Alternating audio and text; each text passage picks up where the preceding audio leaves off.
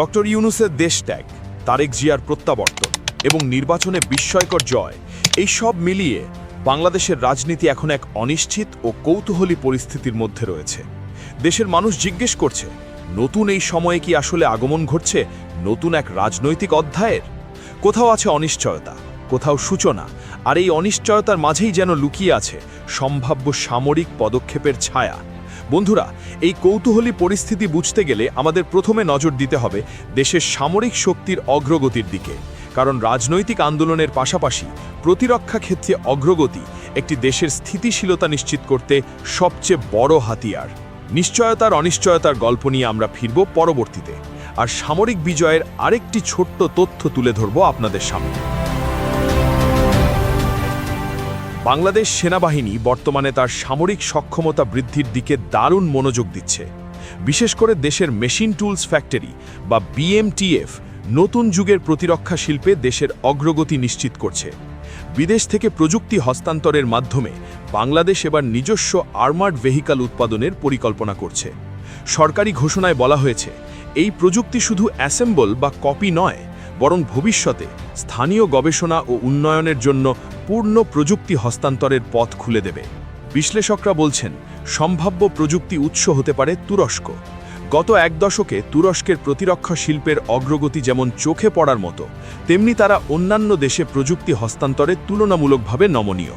বিশেষ করে তুরস্কের প্রতিরক্ষা প্রতিষ্ঠান ওটোকার কোবরা 2 লাইট আর্মার্ড ভেহিকল সিরিজটি ইতিমধ্যেই বিভিন্ন সংঘাতপূর্ণ অঞ্চলে ব্যবহার করা হয়েছে। বাংলাদেশ যদি এই ধরনের প্রযুক্তি পায়, তবে শুধু একটি বাহিনী নয়, বরং দেশকে একটি মেকানাইজড ইনফ্যান্ট্রি শক্তি হিসেবে গড়ে তোলার সুযোগ হবে। কিন্তু প্রশ্ন উত্থাপন হচ্ছে, বাংলাদেশ কি শুধু অ্যাসেম্বল করবে নাকি পুরো প্রযুক্তি পাবে? প্রতিরক্ষা প্রযুক্তি হস্তান্তরের ক্ষেত্রে 4টি ধাপ আছে: সরাসরি অ্যাসেম্বল, আংশিক স্থানীয় উৎপাদন, লাইসেন্সপ্রাপ্ত উৎপাদন এবং সর্বশেষ পূর্ণ প্রযুক্তি হস্তান্তর। যদি শেষ ধাপটি অর্জিত হয়, তবে বাংলাদেশ শুধু ব্যবহারকারী নয়, বরং উৎপাদনকারী ও রপ্তানিকারক দেশে পরিণত হতে পারে। এই সম্ভাবনা শুধু দেশের সামরিক শক্তি বাড়াবে না, বরং বৈদেশিক মুদ্রা সাশ্রয় ও আন্তর্জাতিক শান্তিরক্ষা মিশনে গুরুত্বপূর্ণ ভূমিকা পালন করার সুযোগও দেবে। বর্তমান সময়ে বাংলাদেশ ব্যবহার করছে BTR-8T APC, তবে এই যানগুলোর সুরক্ষা সীমিত। IED বিস্ফোরণ এবং আধুনিক যুদ্ধক্ষেত্রে প্রয়োজনীয় মোবিলিটি ও ফায়ার পাওয়ারের তুলনায় এগুলোর কার্যকারিতা অনেক কম। বিশেষ করে জাতিসংঘের শান্তিরক্ষা মিশনে এই যানগুলোতে নিরাপত্তার বড় ফাঁক রয়েছে।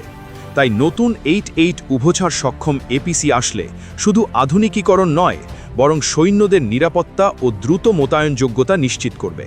নতুন 4-4 লাইট আর্মার্ড ভেহিকলগুলোর বৈশিষ্ট্য সম্ভাব্যভাবে থাকবে 360 ডিগ্রি ব্যালিস্টিক সুরক্ষা, মাইন ও IED প্রতিরোধ ক্ষমতা, রিমোট কন্ট্রোল অস্ত্র ব্যবস্থা, সর্বোচ্চ গতি 110 থেকে 120 কিমি প্রতি ঘন্টা এবং 8 থেকে 10 জন সৈন্য বহন ক্ষমতা।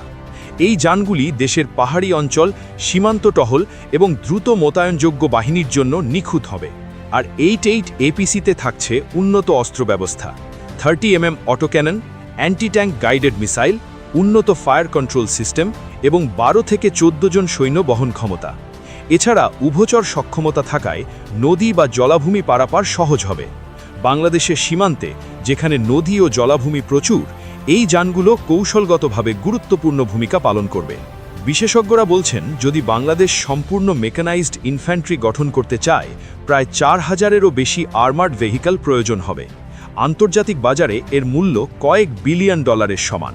কিন্তু দেশেই উৎপাদন হলে সরাসরি বৈদেশিক মুদ্রা সাশ্রয় হবে, রপ্তানি সম্ভাবনা তৈরি হবে এবং দেশের প্রতিরক্ষা শিল্পে নতুন যুগে সূচনা হবে। কিন্তু একটি রহস্যও রয়ে গেছে: কোন দেশের প্রযুক্তি আসছে, কতটা গভীরভাবে হস্তান্তর হবে এবং রাজনৈতিক উত্তেজনার সঙ্গে সামরিক অগ্রগতির মিলন কেমন হবে? এই প্রশ্নগুলোই দর্শকদের কৌতূহলী করে তোলে। ডক্টর ইউনূসের দেশত্যাগ, তারেক জিয়ার প্রত্যাবর্তন, নির্বাচনে জয়, সব মিলিয়ে রাজনৈতিক ও সামরিক ক্ষেত্রের এই রহস্যময় পরিস্থিতি বাংলাদেশকে একটি নতুন অধ্যায়ের দিকে এগিয়ে নিয়ে যাচ্ছে। বন্ধুরা, সত্যি বলতে এই সমস্ত অগ্রগতি, পরিকল্পনা ও রাজনৈতিক উত্তেজনা একত্রিত হয়ে দেশকে নতুন সম্ভাবনার দিকে নিয়ে যাচ্ছে। তবে এর সাথে জড়িয়ে রয়েছে অনিশ্চয়তা, রহস্য এবং ভবিষ্যতের সম্ভাব্য সংঘাত। দেশের স্থিতিশীলতা, সৈন্যদের নিরাপত্তা, প্রযুক্তি হস্তান্তরের গভীরতা সবকিছু মিলিয়ে এই সময়টি বাংলাদেশের জন্য অত্যন্ত গুরুত্বপূর্ণ। শেষ পর্যন্ত একটি বিষয় নিশ্চিত, বাংলাদেশের প্রতিরক্ষা শিল্প ও সামরিক শক্তি ধীরে ধীরে একটি নতুন উচ্চতায় পৌঁছাতে চলেছে। তবে রহস্য, উত্তেজনা এবং অনিশ্চয়তা এখনও বিদ্যমান। এই কারণেই দেশের মানুষ, সৈন্য এবং রাজনৈতিক পর্যবেক্ষকরা চোখ রাখছেন পরবর্তী পদক্ষেপ কী হবে, নতুন প্রযুক্তি কবে বাস্তবায়িত হবে এবং দেশের সামরিক মানচিত্র কত দ্রুত পরিবর্তিত হবে।